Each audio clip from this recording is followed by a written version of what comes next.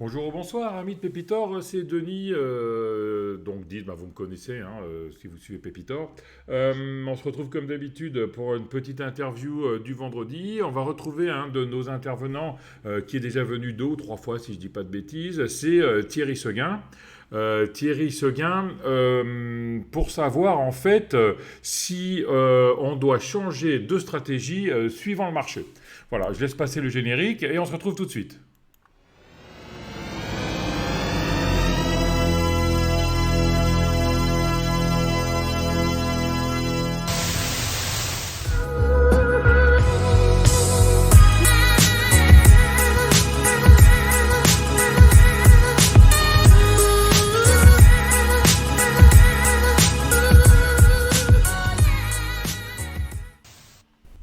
On commence comme d'habitude avec notre petit disclaimer pour vous dire que dans aucun cas ce sont des conseils ce que nous vous donnons, ce sont juste des interventions entre passionnés de bourse qui sont ici pour partager leur passion. Et voilà, et on se retrouve avec Thierry. Bonjour Thierry Seguin, comment vas-tu? Coucou Denis, ça va très bien, je te remercie et toi? Ça va, ça va. Donc 2 fois, hein, c'est ça. Je sais plus si c'était 2 ou 3 fois que tu étais passé. Trois Deux fois. fois, deux fois. Deux Deux fois. fois et on avait eu des problèmes de vidéo, donc tu avais mis une superbe photo de moi là, avec mes dents là, Oui, la en première, ouais, c'est figé ça. pendant 1 heure. Je sais pas si les gens ont tenu jusqu'au bout. Ouais, je me Pour une souviens. fois là, on a la vidéo apparemment. D'accord, ouais, t'as changé ton forfait ou quoi? Ouais, ouais, c'est ça, ça venait de chez moi forcément. Ok, bon, d'accord. Euh, donc, on a été arrêté où toi, tu étais un trader intraday qui passait pas mal d'ordres, qui était un peu toute la journée devant les écrans, avec qui faisait une somme de petits gains. Arrête-moi si je dis des bêtises. Ouais, je passais pas toute la journée, mais je faisais en gros 3 heures chaque jour et 1 heure de préparation de séance, donc fallait quand même compter 4 heures journaliers, dont trois durant la Mhm. séance en fait. D'accord. Et j'ai fait ça j'ai commencé après le crash du Covid. Enfin bon, j'en faisais moins fréquemment, moins intensément, mais comme le crash du Covid, mon portefeuille avait vraiment bien résisté, je me suis dit, je vais commencer à mesurer ma perf Ouais. et je vais me mettre de façon intense sur la partie intraday, scalping, UT courte, day trading en plus long, quoi. Et j'ai mesuré quotidiennement ma perf depuis en fait le début du deuxième semestre 2020. Tu vois, Mhm. donc ça fait 1 an et demi, bientôt 2 ans en fait, quoi. D'accord. Et je dirais que jusqu'à fin décembre 2021, j'étais essentiellement sur du day trading et du scalping, et j'ai commencé à changer mon fusil d'épaule en cherchant des opportunités plus moyen long terme depuis début 2022. Toi, tu m'as montré hors antenne tes portefeuilles. Explique-nous un peu, tes portefeuilles sont divisés en plusieurs, et puis explique-nous un peu ta perf. Moi, je l'ai vu, donc je dirais si c'est vrai ou c'est pas vrai ce que tu dis. Hein. Euh, et puis un peu comment tu répartis ça. Ouais, donc en fait, Ou c'est comment tu utile. répartissais avant et comment tu répartis maintenant, pardon.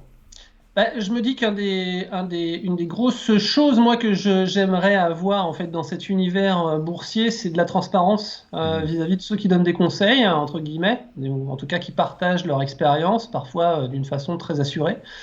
Je pense que, ce que tu attends ou ce que tu devrais attendre, c'est avoir un maximum de transparence sur les résultats. Donc, moi, c'est ce que Mhm. j'avais commencé à faire sur la partie portefeuille des trading.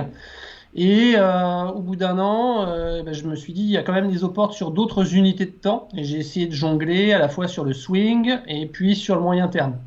Donc j'ai créé, en fait, moi j'étais chez DeGiro hein, sur la partie small caps, hein, parce que j'ai d'autres portefeuilles, je fais du CFD sur indice, etc. Mais sur la partie small cap France, pour gérer ça, j'étais vraiment sur DeGiro, étant donné les frais pas très importants.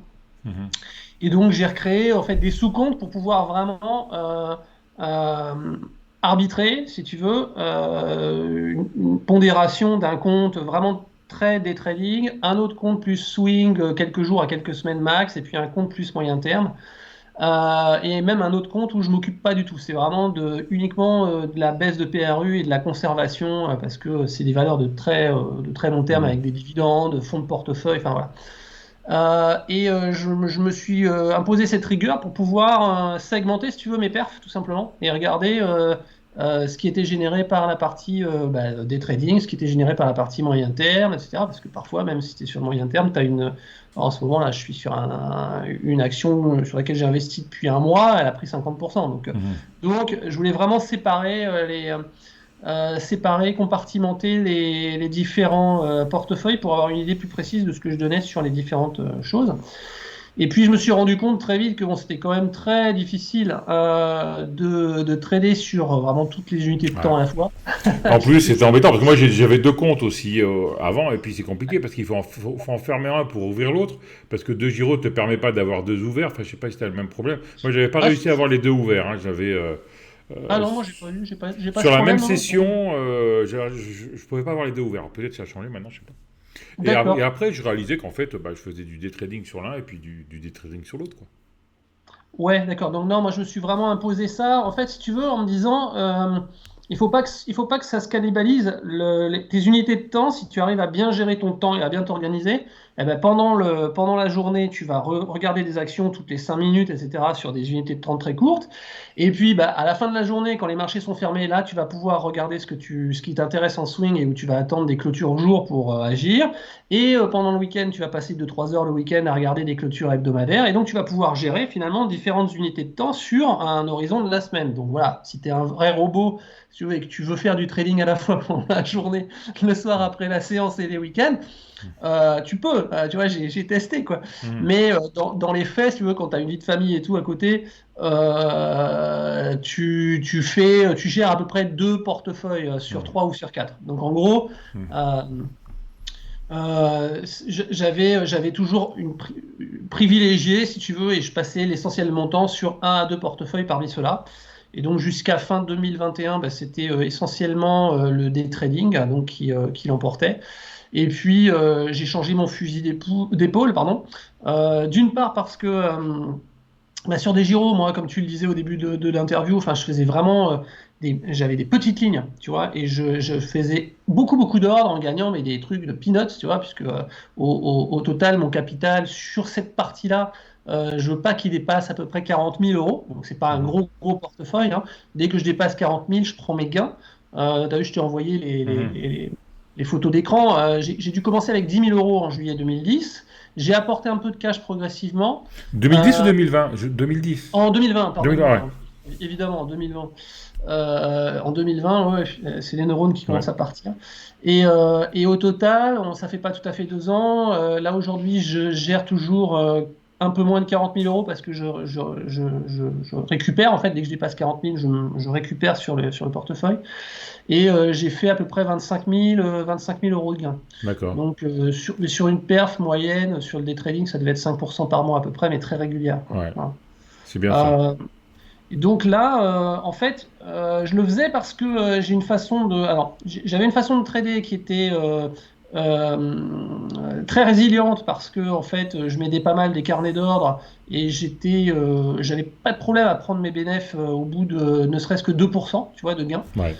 Euh, le fait que les commissions de Giro aient un petit peu augmenté, bah, ça me mettait pas en négatif, mais ça commençait à me bouffer une partie quand même significative de mes gains. Donc je me dis, Ouais, parce bon, on est passé à 50 centimes. ouais, 50 centimes l'ordre, avant on était 0,04%, donc c'est-à-dire qu'en fait, si je dis pas de bêtises, c'est à 2000 euros. C'est plus intéressant, c'était un ordre de plus de 2000. 1250. 1250. Ouais, si tu dépasses 1250, c'est mieux. Si tu fais des lignes peanuts comme ce que je faisais à 200 euros, ça Mais même si tu t'emmerde. fais une ligne à 2000 et que tu sors en 4 fois, tu te fais bouffer, quoi. Ah oui, oui, mais Mm. exactement, c'est ça. De toute façon, C'est-à-dire en qu'en plus, fait, tu il as faut que beaucoup ta moins de ligne, elle soit, flexibilité. si tu fais un TP1, TP2, TP3, pour que ce soit intéressant, il faut que ta ligne, elle soit à 5000, quoi. Ah, et Maintenant. même plein d'autres trucs, c'est-à-dire que quand De Giro ne prenait pas de commission fixe, si tu veux, quand tu passes ta journée à faire du day trading et à regarder comment se comportent les algos, tu as vite compris de quelle façon il te scotche, c'est-à-dire que tu te mets en premier vendeur, pouf, il t'achète un seul titre, et plaf, ça y est, ta com est tombée. Donc heureusement, encore une fois, que tu étais chez De Giro, parce que tu serais chez un autre broker, paf, ça te coûte 3 euros, tu vois. Et en fait, ils t'ont acheté qu'une seule action, et là, ils se mettent vendeur juste en dessous de toi et tout. Enfin, il y a plein de manips, il y a plein de magouilles qui font que quand ça te coûtait rien en Mhm. taux fixe, tu pouvais même te permettre de faire chier les algos, quoi, de rentrer dans ce jeu-là aussi, d'arriver, de faire un achat avec une ligne de 20 euros, rien à secouer, tu vois. Et tu pouvais décaler des carnets d'ordre avec des lignes de peanuts. Ce qui évidemment n'est quasiment plus possible aujourd'hui quand ça te coûte 50 centimes à chaque fois que tu fais un truc comme ça. Parce que, bon, voilà. Donc je pense que alors, je suis pas derrière, hein, d'ailleurs, ce qui se passe dans le back-office, etc. Mais je pense pas être le seul à avoir vu ça et à avoir utilisé des petites lignes comme ça. Donc ça a dû un peu embêter aux entournures certaines personnes qui vivent de ces trucs-là, parce qu'il y a vraiment deux poids, deux mesures. Tu vois, toi, t'as pas le droit de faire ci, t'as pas le droit de t'acheter ou de revendre, t'as pas Du le droit wash de... trading. Comment? Du wash trading. Ouais, ouais. C'est-à-dire que tu n'as Bon, pas et le quand tu droit regardes la de. réalité des Il y a quelqu'un que je mouvements, connaissais qui s'était fait sortir de Bourse Direct pour ouais, wash trading, sans faire exprès, hein. en C'est-à-dire plus, qu'en sans fait, faire exprès. il était. Alors, je me souviens plus, c'était. T'es à la vente et à l'achat dans le carnet d'ordre. Ouais. Et tu t'achètes à toi-même ou tu te vends à toi-même à un moment, je crois. Chez De Giro, c'est pas possible, de toute façon. Non, non, ça c'est, oui, oui, Ouais. c'est interdit, ouais, c'est interdit, mais je suppose que tu es chez deux courtiers, tu vois.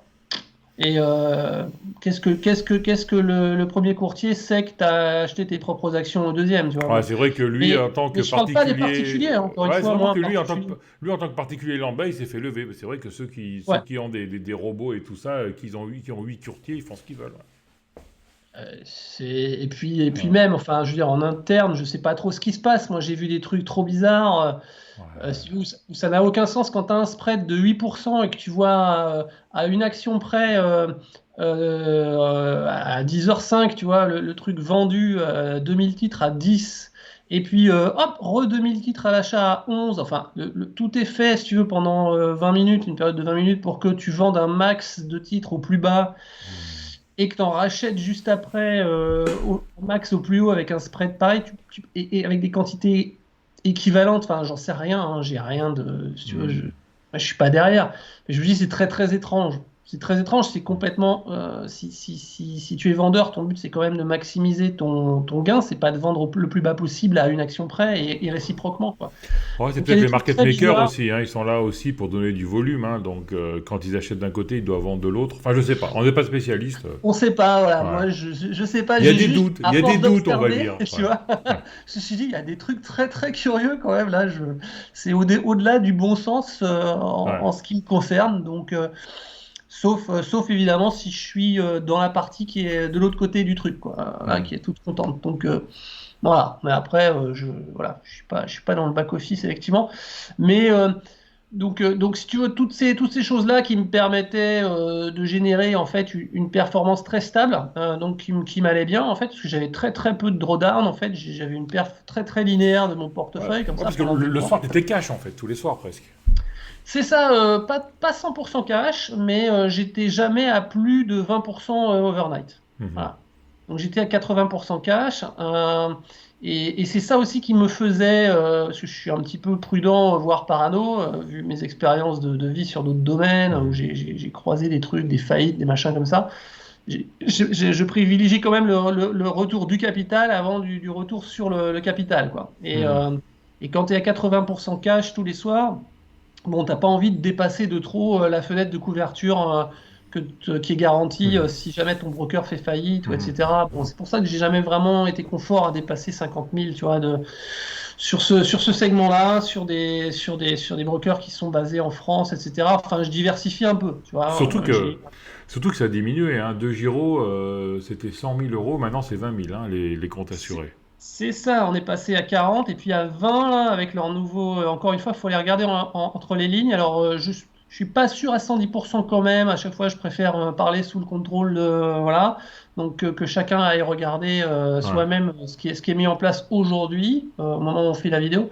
Mais à mon souvenir, quand j'étais allé regarder, je m'étais rendu compte que lors du passage sur la nouvelle En banque, Allemagne, ouais. la législation allemande, c'est 20 000, là, tu vois. Et moi, ça n'avait pas rassuré plus que ça. Je me dis, pourquoi est-ce que ça diminue à chaque fois le seuil? Bon. Donc Ouais. voilà. Donc, en fait, je suis un peu Ouais. diversifié, tu vois. J'ai des avoirs un peu chez WHS pour faire des CFD. J'en ai chez un ou deux brokers qui, eux, sont pas du tout sur la France ou l'Europe en fait, et donc j'ai des comptes en dollars à côté sur lesquels je trade essentiellement pour le forex, tu vois, et un peu les matières premières. Ah, tu fais tout, hein. Donc voilà. Sur Moi, la je suis partie comme je t'ai simple, dit avant, moi je suis sur Active Trade, et Active Trade garantit à 1 million d'euros par la Lloyd. ouais, bah ok. Ouais, pour les CFD. Donc Je vais revendre c'est mes apparts intéressant, et je quoi. te rejoins tout de suite. Tout ton patrimoine immobilier chez Active Trade. Non, non, mais Non, mais c'est c'est vrai important, hein, il y ça a veut dire aussi. que chez Active Trade, c'est surtout des gros comptes, quoi. Ouais, c'est des gros de compte. Et puis, tu sais, je pense, tous des barrières un peu psychologiques. Donc, la mienne, en termes d'acceptation de la perte, elle n'est pas très haute. Ouais, pareil pour moi. Je pense que je perdrais mes moyens si je passais avec des portefeuilles qui pèsent plusieurs centaines de milliers d'euros. Hein, c'est pas donné à tout le monde. Hmm. Donc David, là, qui doit gérer un portif qui doit dépasser le million. Je crois qu'il est à Voilà, 2,2 hein, au dernier partiel, je crois, hein. ah ouais, 2,1, 2,2, 2,3, je sais plus. la taille du portefeuille géré, voilà. Ouais, parce qu'il est en levier. Je crois qu'il est en levier sur certains, hein, je crois, hein. C'est pas son Ouais, capital, c'est je son sais portefeuille. qu'on lui avait enregistré plus de 2 millions Ouais. de profits, mais je ne savais plus quelle taille il gérait actuellement de portefeuille. Enfin voilà, c'est largement. Moi, j'ai un micro portif à côté, Ouais. ça me Ouais. fait rigoler. Mais enfin, ceci étant, voilà, tu vois, ça me mettait un peu de beurre dans les épinards, même un peu plus. Bon, si je consolide tous les gains de tous les portefeuilles, ça se passe pas mal. Et puis la deuxième raison, c'est que si tu veux, dans ma manière de trader, quand je suis même en day trading entre guillemets, justement sur la partie OVN, c'est que je suis pas binaire dans j'ai un point d'entrée, un point de sortie et un stop loss. Et voilà, je connais exactement mon ratio, win-loss, etc. C'est plus compliqué que ça. Déjà, je fais de l'analyse dynamique, donc je m'interdis pas de vendre avant d'avoir atteint l'objectif. Si jamais j'ai des indicateurs techniques qui se retournent avant que j'ai atteint la cible et qui m'expliquent que voilà, la Hmm. puissance relative du cours ou du prix elle est en train de s'essouffler et que ça risque de rechuter. Donc la maîtrise de l'objectif de sortie, elle est relative. Et puis j'aime bien en fait rentrer en deux fois. Tu vois, j'aime pas mettre tous mes œufs dans le même panier en one shot. Et c'est pour ça que je suis sur du multi-unité de temps. Et en général, j'ai un signal sur une unité courte, mais j'aime bien dès le départ ne pas forcément mettre un stop loss sur cette unité de courte, sur l'unité de trading du premier trade. Et regardez par contre tout de suite sur l'unité plus longue où se trouve un petit peu le range, où est-ce qu'on évolue, où est-ce qu'il y a un range plutôt, parce que c'est pas toujours le cas. Si on est baissier dans toutes les unités de temps, même supérieures, je rentre pas dans l'action, hein. Mais parfois, on peut être sur une zone de rebond sur une unité de trading et avoir un support ou une zone de range derrière, un petit peu pas loin en dessous, si tu veux, sur une unité plus longue. C'est-à-dire que tu J'aime rentres par bien hasard, ces je vais dire une profils-là. bêtise, sur le 15 minutes et tu mets ton stop sur le daily, quoi. Alors moi, c'est unité de temps à l'autre, c'est vraiment 4 à 5 fois plus rapide, donc c'est plus du 1 heure, 2 heures vers le daily que le 15 minutes, mais ouais, Hmm. en gros, c'est ça, quoi. Et donc, ça me donne vraiment, ça me permet déjà de ne pas être coupé par le bruit ou par les algos sur l'unité que je trade. Et ça me permet, c'est un peu comme la roulette, sauf que tu vas pas jeter 10 fois ta bille, quoi. Tu vas la jeter 2 fois, voire 3 fois dans certains cas. Dans certains cas vraiment particuliers, je me donne 3 chances. Je peux entre guillemets, j'aime pas le côté moyenné à la baisse parce que c'est pas ça. Il y a un plan de trade dès le départ. C'est pas j'achète à 10, oh merde, elle a baissé, je rachète à 8, oh merde. Non, c'est contrôlé dès le départ. Il y a un graphique, il y a une structure et tout. Mais qui fait que quand tu es dans un marché qui est haussier depuis le rallye du Covid, depuis le crash du Covid, d'accord? Globalement, les indices stagnent quelques semaines, ils peuvent corriger un petit peu, mais tu avais un couloir haussier de long terme qui était quand même là, qui était bien visible, qui était porté par la MM200, etc. Bon, dès lors que les indices commencent à te faire des figures de retournement moyen terme, des figures vraiment de top, du type la magnifique épaule tête épaule qu'on s'est farci sur le CAC, tu vois, et que au fur et à mesure, tes supports haussiers commencent à être enfoncés, qu'on casse la MM200, qu'on commence à faire un pullback sur tu vois, la ligne de coup et donc un fait, et on recommence à descendre et tout. Bon, on est dans une config beaucoup, beaucoup plus hésitante, Ouais. voire légèrement baissière. Mm. Et pour moi, c'est encore un élément qui fait que bon, c'est pas très très favorable à prendre des risques inconsidérés, tu vois, sur cette fois-ci l'unité supérieure et encore l'unité supérieure parce que ça peut basculer aussi baissier sur les unités supérieures. Parce que là, il faut Donc, dire le mot. Hein. Enfin, moi, je parle ouais. avec plusieurs analystes. Maintenant, on est en bear market. Quoi. Même si officiellement, il n'y a personne qui l'a encore dit, mais les actions, on voit que c'est le value qui marche. Les actions de croissance sont au placard. Les actions refuge, c'est caractéristique d'un bear market, ça. Écoute, Donc, alors écoutez pas tout le monde, ceux qui disent de buy the dip, plutôt faites attention, hein, plutôt que buy the dip. Hein. ouais, c'est encore une fois, ça dépend de l'unité que tu prends. Le CAC résiste quand même bien, hein. Ouais. Donc je parlerai pas de bear market non plus parce que pour moi c'est trop polarisé aussi. Moi depuis, enfin je le répète sur Twitter et puis à mes abonnés, enfin on a une offre commune avec Mm. David où je m'occupe de la partie technique et sur son offre d'action value. Et Mhm. en fait, on avait lancé cette offre-là au tout début de l'année. Et j'ai Mhm. pas arrêté de dire aux gars toutes les semaines, parce que je fais une vidéo hebdomadaire dessus. Vous savez, il y a des moments où c'est pas la peine de se presser, Mhm. c'est pas la peine d'arriver. Il vaut mieux attendre et ça peut se compter en semaines. Et en gros, je le dis sur Twitter, en fait, t'as eu. Alors moi, c'est très particulier la façon dont je sens la chose, mais comme ça marche, hein, voilà, Mhm. c'est pas très académique, mais pour moi, ça marche. Donc je fais ça. Euh, T'as un couloir long terme vraiment qui était légèrement haussier sur le CAC et donc sur plusieurs années, depuis lequel à chaque fois que tu t'en échappes, en fait, tu commences à faire des structures de sommet et tu le réintègres. Bon. Et à l'intérieur de ça, depuis début 2020, à cause du crash du Covid, on a eu un effet réaction Ouais. haussière qui nous a mis dans un Un tuyau élastique, quoi. haussier Mhm. beaucoup plus court terme, de plusieurs mois quand même, tu vois.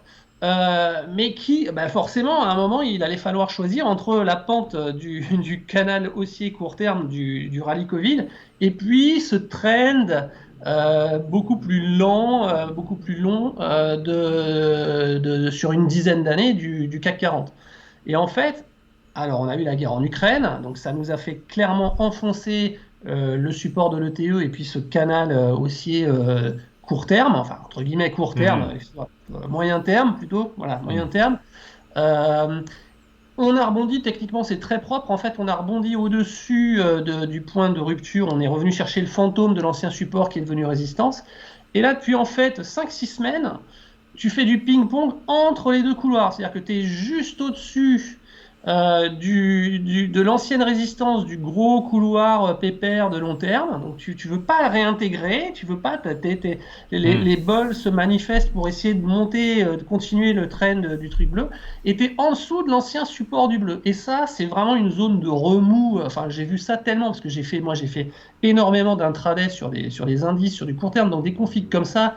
Enfin, je les associe toujours à quelque chose, même quand elles sont sur unité longue, parce que j'en ai bouffé sur des unités très courtes.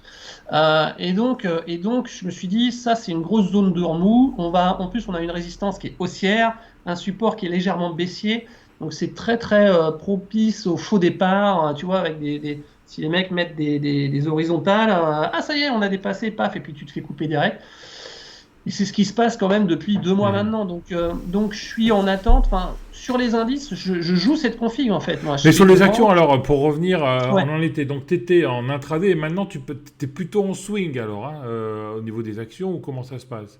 Non, au niveau des actions, en fait, j'ai vraiment basculé entre guillemets, sur des opportunités moyen terme depuis le début de l'année, en investissant mon temps. Mais ça, c'est par rapport aux actualités et en faisant même un peu plus de value et de fondamental. Je me suis d'abord enfin intéressé sur les valeurs pétrole ou exploration pétrolière, ou etc. Enfin, tout ce qui était lié à ce type de verticale. Donc, j'ai pris du Esso, j'ai pris du Morel et Prom, j'ai pris du Total Gabon, j'en avais déjà depuis longtemps. J'ai renforcé un peu. avant qu'on explose justement à la hausse.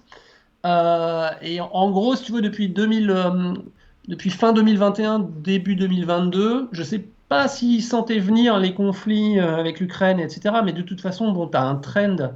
Tu avais un trend haussier sur le pétrole où on est allé vers les 100 dollars. Donc ça, je le sentais venir. De toute façon, depuis l'élastique où on est tombé à zéro sur le pétrole, je me suis dit, on va remonter jusqu'à 100. Ils sont en train de nous préparer un truc là.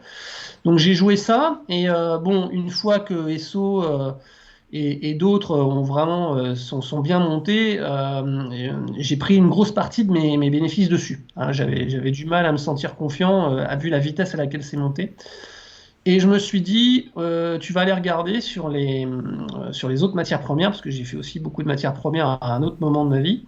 Tu vas aller regarder sur les autres matières premières ce qui se passe. Et essentiellement, tu vois, j'ai cherché des pépites, entre guillemets, qui étaient susceptibles de rattraper le cours de la hausse de leur matière première qu'ils exploitaient avec du retard. Mhm. Et donc je suis allé en Pologne me trouver ça. Je suis allé chercher des mines de charbon, Mhm. en particulier depuis le début du conflit avec l'Ukraine, en partant du constat que bon, bah, l'Allemagne, étant donné qu'elle avait un souci stratégique majeur de réduire sa dépendance énergétique vis-à-vis de la Russie, Mhm. bah, sur le court terme, il fallait pallier Ouais. au problème d'approvisionnement en gaz et tout. Et donc j'ai regardé un peu les articles de presse et Ah, le voilà. charbon, est-ce qu'il y a un peu le paradoxe d'un peu tout ce qu'on nous dit, Le c'est charbon. on veut réduire la pollution, etc., etc. Alors on fait pas du nucléaire parce que c'est pas beau, ça pollue, et puis on réouvre les mines à charbon. Nous à Tarragone, là dans le sud de la Catalogne, on a réouvert une mine à charbon. Ouais, les Anglais aussi prévoient d'augmenter la prod, les Chinois aussi, sur la output et tout. Bah Ah oui, bah on là, il est va falloir passé. rouler moins vite hein, si on veut arrêter de polluer, hein, parce que le charbon, C'est pas ce qu'il y a de mieux. ouais. C'est pas ce qu'il y a de mieux. Et là, bah, les cours en fait étaient oscillaient entre 50 et 100 dollars. Et on est, alors bon, c'est spot, on a fait une pointe au-dessus de 400, mais en Mhm. gros, on est à 300 facile, hein, 300 dollars. Et si tu veux, tu vas chercher, enfin moi dans mon cas par exemple, je suis allé chercher une boîte qui a repris une mine dont les cours d'exploitation étaient autour de 70 dollars la tonne, quoi, tu vois, donc bah, on était très près des prix du marché. Donc dès que tu augmentes les cours et que tu passes à 200, 250, 300, bah, le pari que j'ai fait, c'est que ça allait Mhm. démultiplier dans les trimestres qui viennent les profits. Donc voilà, j'ai réduit, si tu veux, je devais avoir 30 000 euros à peu près, ça devait être 75% de mes actifs sur ça, sur le day trading. Là, je suis redescendu à 20 et je suis à 50-50 maintenant. Et je suis à 50% sur des actifs moyen terme, mais très ciblés, hein. C'est-à-dire que je ne suis pas sur du moyen terme parce que je pense que toutes les boîtes vont monter comme elles l'ont fait depuis 2020. Je me suis remis sur le moyen terme en étant vraiment très ciblé sur certains secteurs, en particulier matières premières, énergie Mhm. et tout ce qui va avec, hein, voilà, hein. Donc, C'est très intéressant parce que c'est ce que je te disais hors antenne, tu es un peu à contre-courant d'un peu tous ceux avec qui je discute, qui eux, qui étaient en trend following avant ou qui étaient en long terme, qui ont arrêté et qui sont devenus en day trading justement parce que quelqu'un comme Michael par exemple, qui dit que bah, le CAC c'est sûr que cette année finira rouge entre le 1er janvier et le 31 décembre. Trend France qui est passé à faire du day trading. Tino qui fait un peu moins de swing aussi, etc., etc. Et toi, par contre, tu fais l'inverse, tu es sorti du day trading pour aller... pour bah, aller... de toute façon, ouais, Mika, c'est pas, je pense pas que parce que le CAC est rouge, ça Ouais, l'empêchera d'être vert, hein. Donc, ouais. moi c'est Alors, pareil, hein, Michael, day c'est autre trading, chose. enfin. C'est que Mika et Ben, eux, ils ont, à la réponse que j'avais fait au début de l'émission en disant est-ce qu'il faut changer sa stratégie quand le marché change, Mika et Ben, eux, non, c'est clairement non, hein. Eux, c'est quand le marché, quand j'ai quand j'ai le vent dans le dos et que le marché me suit, je prends des grosses positions et je traite beaucoup. Quand j'ai le vent de face et que le marché est contre moi, plutôt que de changer de stratégie un peu comme toi qui fait un peu le caméléon, eux c'est plutôt ben, je réduis mes positions et je réduis mon volume de trading. Donc c'est très intéressant cette interview. Euh, C'est pas trop Ça, compliqué ça a du sens, hein, ça a tout à fait du sens. C'est-à-dire qu'on va dire, je suis un peu généraliste et eux sont Ouais. spécialisés. C'est-à-dire qu'eux, ils disent, moi, je sais faire un Pour truc, prendre un critère RH, tu vois. voilà. Ils disent, moi, je sais faire un truc, ça marche, je bouge pas de là. Si Ouais. j'ai le vent de face, je traite plus, ou je traite pas, ou je me réinvente pas. Toi, c'est pas trop compliqué de passer de l'un à l'autre, ou tu as toujours les mêmes setups, ou comment ça se passe? Bah, en fait, j'ai l'habitude d'avoir, on va dire, galéré pendant des années sur plein d'expériences différentes en termes de trading, de plateforme, de sous-jacents, passant des indices aux matières premières, ou, avec des traders différents, etc. Donc, si tu veux, effectivement, j'ai pas une seule méthode. Je t'avoue qu'après 1 an et demi de day trading intensif, je commençais à en avoir un peu Ouais, marre aussi, tu vois. moi Donc, aussi. Ouais. il y a eu aussi ça. Moi Donc, j'ai arrêté, hein, j'ai arrêté parce que trader 8h30 par jour, plus une demi-heure avant la bourse, plus 1 heure les news le soir et 2 heures le week-end, fou, on hein. a été à presque 60. C'est un truc à... Faut Voilà. être un surhomme pour Et, faire ça. et si tu veux, ouais, un surhomme où vraiment c'est ton métier à Ouais. 100%. À 100%. Moi, c'est une passion et c'est un métier, mais pas à 100%. Donc, je fais d'autres choses dans la vie, tu vois, et je m'adapte et je fais du trading aussi selon bah, les autres opportunités que j'ai à droite à gauche et sur l'unité de temps que je sens. Tu vois, je passe par exemple du pur technique à quelque chose où là, je fais plus du screening de valeurs, encore une fois, par rapport pour essayer de détecter, tiens, quels vont être leurs profits d'ici 1 an, tu vois, et par rapport au cours, mais attends, on va être largement en dessous de la trésor, quoi. Enfin voilà, je fais ce genre de calcul Mhm. que je m'embêtais pas à faire il y a Ouais. 1 an, encore une fois, parce que tu dois bien mettre ton temps sur quelque chose. Voilà, donc tu peux pas être partout sur tous les indices, faire du fonda et du technique. Enfin, il faut bien que tu choisisses comment être efficace. Où est-ce que tu vas aller Mhm. faire un maximum d'argent sur un minimum de temps quand même. Donc j'avais choisi l'analyse technique et Très c'est important ce ce que qu'il tu faut dis. faire. Très Ouais. important. Maximum Et d'argent, minimum de temps. Ça, c'est la base. oui, et surtout, enfin après, voilà, enfin c'est un critère, mais Ouais. enfin il y a plein d'autres critères, Parce hein. que tu peux N'oublions faire pas de la l'argent avec un dimension du maximum de temps portefeuille, la aussi. Et là, ouais. régularité, voilà, pas mettre en danger ton capital. Enfin, il y a plein Mhm. de choses avant la performance qui sont importantes. Si tu mets en avant que la performance et le peu de temps que tu y passes, à un moment tu risques d'exploser aussi, hein. Ouais, mais si Donc, tu passes 8 heures par jour et que tu fais 3% par mois, à moins que tu aies un énorme portefeuille, si c'est pour gagner 2500 euros par mois ou 1000 ou 1500 ou 2000 euros pendant 8 heures par jour, bah, autant aller travailler, quoi. Enfin, c'est mon avis, hein, parce qu'en fait, 8 heures par jour, c'est un boulot. C'est un boulot. ouais, ouais, tout à fait. Mais tu vois, moi, je gagnais pas 5000, hein, Ouais. même par mois. Et pourtant, je te dis, à un moment, c'est une question de passion aussi, c'est une question d'avoir envie de t'investir et C'est une de, question de et d'avoir moment d'autres aussi, c'est-à-dire... revenus. Ouais. Excuse-moi. Je connais peu vraiment, même les traders en compte propre qui peuvent en vivre. J'en connais peu qui ne Hein. vivent, qui font le choix malgré tout de ne vivre que du trading. Je ne vais pas citer Gilles, mais tu vois, enfin, pour lui, c'est une pression inutile de ne vivre que de ça. Ouais. Pourquoi, tu vois, prendre le risque de toute façon de ne vivre que ça. Donc, faut pas non plus se leurrer. Là, ta pression. Enfin, ça veut pas dire que tu n'es pas capable de le faire, mais Puis la ça base te du met dans trading, un c'est la poids que j'ai pas envie diversification, de. c'est le money management. Donc même là, tu dois avoir un Ouais, money management, quoi. Tu as un money management pour ton trading, tu as un money management pour ton boulot, et jamais tu mets all-in. Donc comme tu fais pas all-in en bourse, tu fais pas ouais. all-in dans le trading aussi. Ou alors tu es Non. super fort, comme disant, bah, c'est des extraterrestres, hein, David, Mika, c'est comme des Non, footballs non, mais c'est ça. professionnels, quoi. On est tous Voilà, où il y a footballeurs, mais des les gens gens qui qui vivent ont, de qui ça, il n'y ont en a pas une seule beaucoup. méthode, qui arriveront sur des unités en général courtes, justement, de toute façon, à en vivre avec régularité, et qui sont capables de faire ça des années de suite sans se fatiguer. Moi, des années et des années de suite sans se fatiguer sur une intensité de 3 4 heures par jour, quand même, non, je fatigue, tu vois. Donc, comme je me suis dit, tiens, il y a vraiment un truc à regarder là sur tout ce qui est matière première avec la Hmm. géopolitique, tout simplement, qui s'offre, entre guillemets, D'accord, à nous. j'ai compris. Je comprends Hein, maintenant. on va Hmm. pas dire que c'est quelque chose de bien, hein, mais voilà, j'ai vu le truc arriver. j'ai vu les cours du charbon passer de 50 à 350, $400. Et bon, là, je vais aller regarder parce que si tu veux, c'est pas le focus de la plupart des gens en plus d'aller chercher. En plus, je suis allé chercher en Pologne parce que la Pologne, c'est des mines. Si tu veux, quand tu vas sur les US, enfin, tu tombes sur des grosses mines, donc c'est très difficile quand même de bouger les cours rapidement. Et en plus, la plupart des producteurs hedgent leur production des années à l'avance, tu vois. Enfin, il y a des contrats pour ça et tout. T'as d'autres pays où c'est beaucoup moins sophistiqué et où donc, en gros, la production, entre le temps où elle est vendue et la signature du contrat, il y a 6 mois, il y a 6 mois de délai.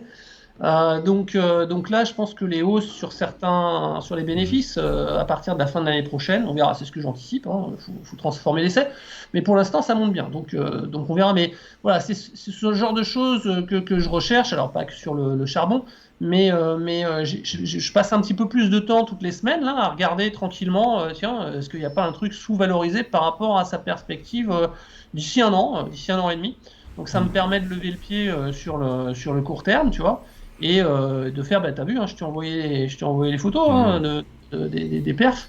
Pour l'instant, ça a bien pris le relais Ouais. finalement. Donc je suis content parce que Ouais, je en fait, passe un peu. t'es revenu, t'es pas parti du day trading pour faire du swing, mais t'es peut-être sorti de la biotech et des valeurs de croissance pour faire de la value Oui, aussi. et puis je te dis, je faisais aussi du day trading, moi, sur des merdes, hein, sur des daubes, entre guillemets. C'est-à-dire, j'avais pas de souci C'était purement technique, ouais. si tu veux, à trader des valeurs relativement baissières que je conseille pas aux débutants sur la base que parfois tu as des mèches hautes en rentrant en plusieurs fois, ça me dérangeait pas de prendre un risque limité. Encore une fois, parce que je prenais des petites lignes, si tu veux. Donc, en gros, ce qu'il faut voir, c'est que même si tu te prends une tôle sur une action à un moment parce qu'elle baisse plusieurs jours, etc., c'est compensé parce que automatiquement, quand tu as un gros taux de succès, c'est compensé par les 6 ou 7 autres actions qui te ramènent du cash Mhm. en fin de journée à chaque fois. Tu vois. Donc ton portefeuille baisse pas. Ouais. Et tu te dis, mon portefeuille baisse pas. Et à un moment donné, on va arriver sur un support, comme d'habitude, de cette action, et tu sais pas quand, mais elle va réagir. Et pourquoi est-ce qu'elle réagit? Parce que je pense que Il n'y a plus de vendeurs. les algos aiment bien te redonner de l'espoir, refaire monter le truc de 30% pour te faire racheter. Et puis derrière, tu as des programmes de vente, de vente, de vente. Enfin, je vais pas te donner le nom Mhm. d'action, mais il y en a plein. On est vraiment dans un monde de. Faut quand même se méfier, tu vois, des déclarations. Il y a plein de boîtes qui, à chaque fois qu'elles ont un programme d'OCA, de dilution massive des actionnaires, te font un beau Mhm. communiqué aidé par un ou deux experts du machin qui te disent c'est super, ça aura aucun effet sur les cours. Bon, Mhm. et ton cours baisse de 90%, quoi. Voilà, bon, c'est pas la peine que je tire sur les ambulances, j'en perds Ouais. une ou deux sur Twitter. Il y en a plein. Et ça, c'est si tu veux, c'était gérable dans un marché actif où il y avait quand même beaucoup de volume, beaucoup d'intervenants, etc. Ça rebondissait pas mal, Et puis etc. Tu pouvais faire beaucoup le d'allers-retours. fond du marché était haussier, donc en fait, En plus, ça donc allait il y avait quoi. des acheteurs, hein, voilà. Là, c'est de plus en plus compliqué quand même. C'est un peu n'importe quoi. Il faut vraiment aller chercher, mettre des ordres épuisés vraiment en dessous et attendre qu'on s'effondre bla, pour faire un petit rebond. Donc la fréquence du truc, le risque pris et tout fait que bon, c'est moins intéressant, c'est plus fatigant. Ouais. Donc, je trouve qu'on a toujours autant de faux signaux. Sur des trucs de swing, tu vois des actions qui font x3 en 2 jours et qui reperdent 50% en 8 jours après. Donc ouais, tu peux faire un peu d'analyse technique là-dessus, mais c'est un petit peu quand même de la roulette sur pas mal de Ouais. petites actions aujourd'hui, quoi. Donc j'en fais toujours surtout à l'open. Je suis assez actif sur tu vois, comme on fait l'offre avec David, je trade, je trade beaucoup sur les titres de sa top list, puisque je fais toutes les semaines, je les screen. Mhm. Autant que ça me serve. Mhm. Mais j'ai beaucoup réduit mon entonnoir. Si tu veux, avant, je tradais un peu tout et n'importe quoi. Là, j'ai quand même pas mal réduit mon scope. Je suis beaucoup plus sélectif quand même sur les actions que je trade. Et J'ai arrêté essentiellement celles qui étaient baissières, quoi. au niveau temps, maintenant, tu passes combien de temps sur la bourse, sur les marchés? Avant, tu me disais que tu tradais 3 heures par jour, donc plus Ouais. un peu avant, un peu à la clôture, etc. Tu passes combien de temps maintenant? En day trading, je dois faire 1 heure. En Et day trading, je fais une demi-heure, je prépare quasiment pas la séance. tu prépares pas la Euh, séance. 20 minutes Mhm. sur les actions que je suis parce que je les ai repérées le week-end, etc. Donc je me suis fait une petite Tu regardes sélection. les news quand même ou pas Un petit peu, oui, bien sûr. Ça dépend. Je fais comme ça parce que ça dépend quand. Mhm. Tu vois, quand on est en période de publication, je regarde quelles sont les publications. Je fais un peu de trading de news. Mais quand tu es entre deux périodes où Mhm. il se passe rien pendant un mois et demi, je vais pas m'amuser à regarder toujours s'il y a une nouvelle qui tombe, etc. Et comment tu choisis tes actions justement pour cette demi-heure? C'est celles qui ont publié la veille, c'est celles qui sortent fortes, c'est celles qui n'ont pas réagi aux publications et que tu penses prendre du retard. Comment tu sélectionnes? Ou alors tu as une liste et puis tu pioches dedans. Non, il y a à la fois effectivement les publications lorsqu'on arrive dans des périodes de publication. En dehors de ça, j'estime qu'une news peut te tomber dessus n'importe quand et tu peux pas la voir venir. Donc, bon, pas la peine de trop anticiper. Donc, je regarde surtout, encore une fois, les signaux graphiques d'actions qui sont dans des couloirs dynamiques, plutôt haussiers. Mhm. Et j'essaye de récupérer des supports lorsqu'on retrace, hein. Je suis plus comme ça en récupération une fois que tu as fait un point bas et que je vois par rapport à mes indicateurs techniques, la puissance cycle, les MACD, etc., que je vois qu'en fait le cycle est revenu en zone de survente et que les prix ont très peu ou pas corrigé. Je me dis, bon, bah là, il y a un bon potentiel en termes de puissance relative, encore une fois, pour que dès que le cycle se retourne à la hausse, paf, Mhm. les prix repartent. Et donc, je D'accord. surveille ce genre de config, mais je me mets des alertes, hein. Je me mets des alertes à la fois sur les prix et sur une synchronisation des cycles, par exemple, sur Pro Realtime. Et puis voilà, puis ça sonne. En fait, je peux configurer pas loin d'une centaine d'alertes. Donc, Mhm. tu vois, je mets ça D'accord. en place essentiellement le week-end. Puis après, quand ça sonne, je vais jeter un coup d'œil. Et le matin, je complète ça, en fait, parce que j'ai plusieurs PC. Donc, j'ai une quarantaine de carnets d'ordre ouverts. Et donc, je regarde aussi, tu vois, voilà, où est-ce qu'on en est sur les carnets. Comme je suis une quarantaine de sociétés depuis 2 ans, Mhm. je connais leur comportement très très bien. Mhm. Donc je vois, à chaque fois c'est différent. C'est pour ça que Mika il te dit, je vais pas vous répondre sur les carnets d'ordre parce que Ouais. chaque action vit différemment. Donc Mhm. c'est pas le carnet d'ordre, c'est l'action que tu connais et la façon dont elle réagit depuis des séances et des séances sur un carnet d'ordre qui fait que tiens là il y a une anomalie, il y a un truc à exploiter parce que tu l'as tout le temps sous les yeux, parce que tu passes des Mhm. heures à aller Ouais. regarder tous les quarts d'heure et à revenir dessus. Donc par cœur tu connais le comportement d'une trentaine d'actions. C'est ça aussi, c'est C'est de la ça. mémoire, de Mhm. l'observation. Voilà. Et Donc après, ça, après régulièrement, enfin moi c'était ça quand je faisais ça, c'est que tous les mois ou tous les 2 semaines ou toutes les 3 semaines, tu avais une rotation, tu avais deux actions à la mode, comme je disais à l'époque, qui sortaient, et tu en avais deux nouvelles qui rentraient, qu'il fallait rentrer. Donc c'est vrai que tu as ta watchlist, eh ben, tu as une première watchlist de 50 actions, une deuxième de 30, et puis celle qui bouge dans la journée ou dans la semaine, c'est 5 ou 6 ou 7 quoi. c'est Enfin ça, moi je c'est faisais ça, ça. je sais pas, Mais genre, je faisais, tu ouais, fais ouais, ça. tout à fait. Mais en même temps, moi, j'ai un cœur d'action qui bouge quasiment jamais parce que Mhm. bah, je retrouve un comportement que j'avais sur les indices. Enfin, j'essaye de retrouver un comportement que j'avais sur les indices parce que c'est beaucoup plus chaotique, justement, les small cap.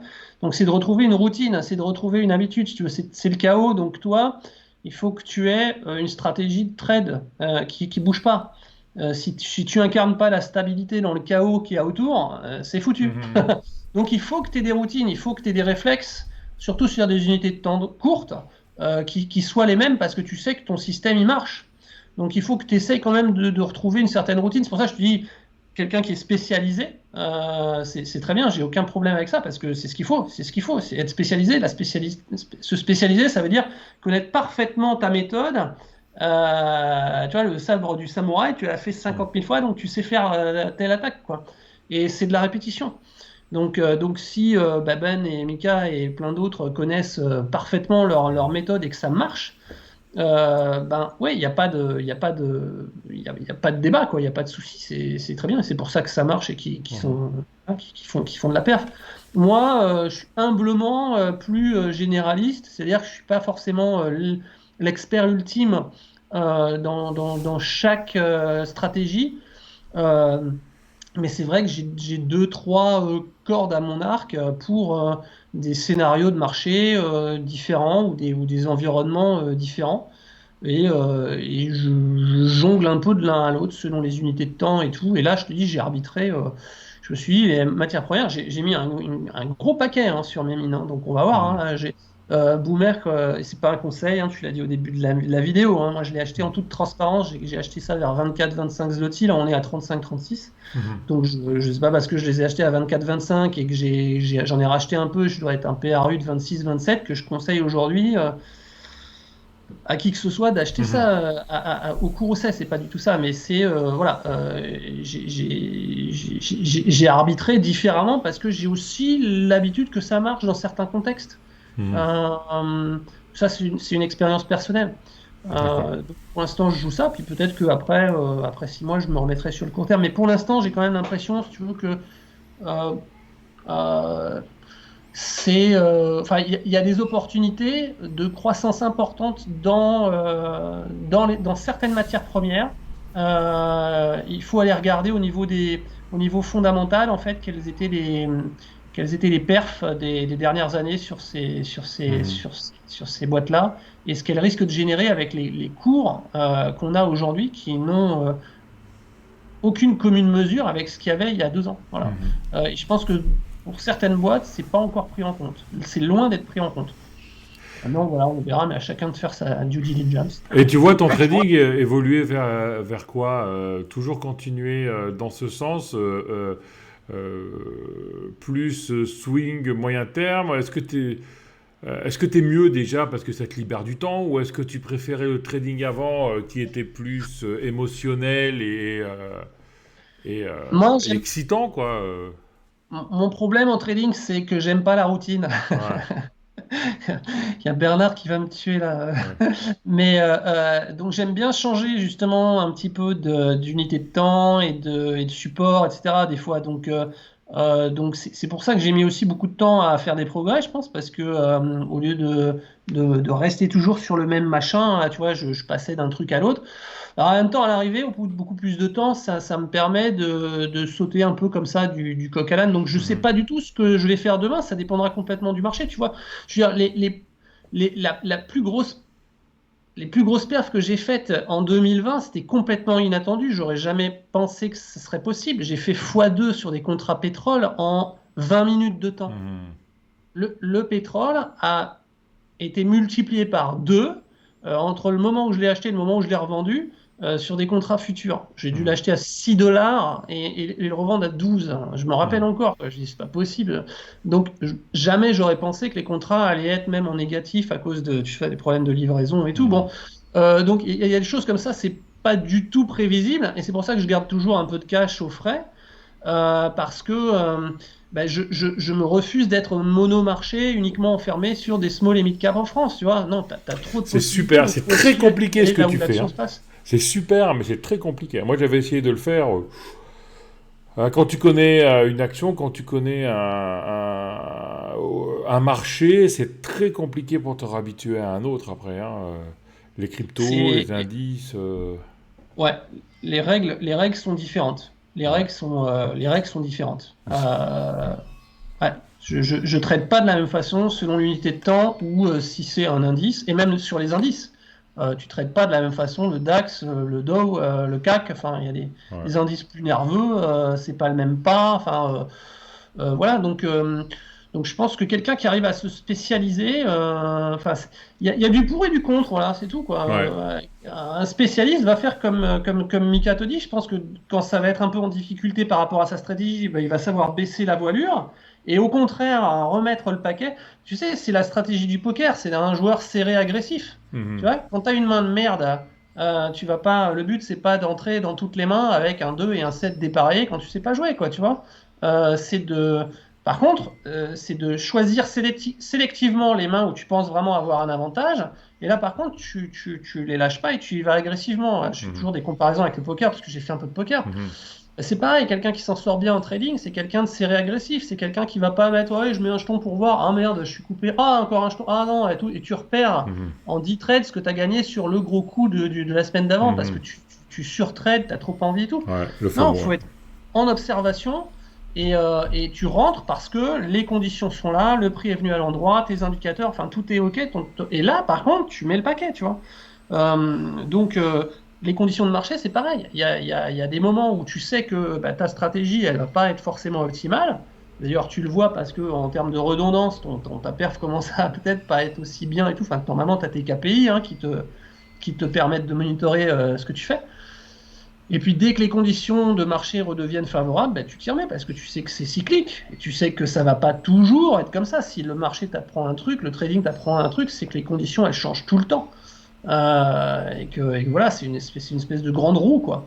Donc moi, je suis un peu dans l'original du gars qui essaye d'être pas trop mauvais, où que se trouve la roue, tu vois, en se baladant. Ah, Euh, et intéressant. voilà. Le caméléon. Ouais, fait ce qu'il peut, quoi. Voilà, alors mais je suis pas en train du tout de dire qu'il y a quelque chose de mieux que l'autre, hein, du tout, du tout. Tu sais, le trading, c'est de la psychologie, ça s'adapte à toi. Donc moi, je m'ennuie vite quand je fais tout le temps, tout le temps, tout le temps la même chose, j'arrive pas. Même d'ailleurs, si je faisais que du trading dans toutes les sauces, j'arriverais pas non plus. Dans ma vie, c'est plein de trucs, c'est On plein est de pareil. compartiments, Ouais. tu vois, voilà. Donc, donc j'ai fait du trading intraday à haute dose, mais parce que j'étais en intermission. Donc je faisais ça pendant 2 3 semaines, et puis je lâchais un mois, et puis j'y revenais. Voilà. Donc c'est ajusté pour moi. Je pense qu'il Ok. faut vraiment Bah, très on n'a intéressant pas de de conseils connaître, à tout. d'avoir rediscuté avec toi et puis de connaître un peu Ouais. d'autres, d'autres, d'autres situations de trading, d'autres caractères, d'autres façons de trader aussi, hein. C'est très très intéressant, hein. Ouais. Ok. Ben merci Thierry. Tu voulais rajouter quelque chose ou c'est tout? Non, non, écoute, je pense que c'était complet. Ouais. Mhm. Ouais, j'avais juste une remarque à faire, c'est que euh, parce que je vois moi-même comment parfois même à mon niveau, tu vois, je m'estime être assez indépendant et autonome et pas avoir peur d'être minoritaire sur certains sujets. Si tu vas Mhm. voir mon mur, tu Ouais. vois de quoi je parle sur certaines Oui, choses. oui, oui, oui. Et en trading, c'est pareil. Il faut vraiment pas avoir peur d'être minoritaire. Dans un monde où on est de plus en plus sur du consensus, parce que les gens ont envie de dire d'avoir tort ensemble plutôt que d'avoir raison tout seul. C'est compliqué d'avoir raison tout Ouais, seul. mais la réalité va tout reprendre, hein, un jour ou l'autre, hein. La réalité te reprend, mais enfin, Les autres, tout le monde. Regarde passer. avec ce qui s'est. Bah, je prends un exemple, hein, les élections. Hein, qui aurait pensé un jour que l'extrême droite ferait presque 50%, quoi. Ouais. Tout ça dû à un consensus, etc. Bon, on va pas parler de politique. Non, non, mais juste pour le trading, c'est-à-dire que les positions, moi, qui m'ont rapporté le plus sont souvent celles que j'ai eu le plus de mal à initier. Ouais. Celles où j'avais le plus de doutes en me disant, ah, et je le fais quand même parce que je me dis, les fois où je ne l'ai pas fait, c'est souvent parce que j'ai lu un truc, parce que j'ai vu quelqu'un qui disait qui m'a fait douter, et j'ai pas appuyé sur le bouton.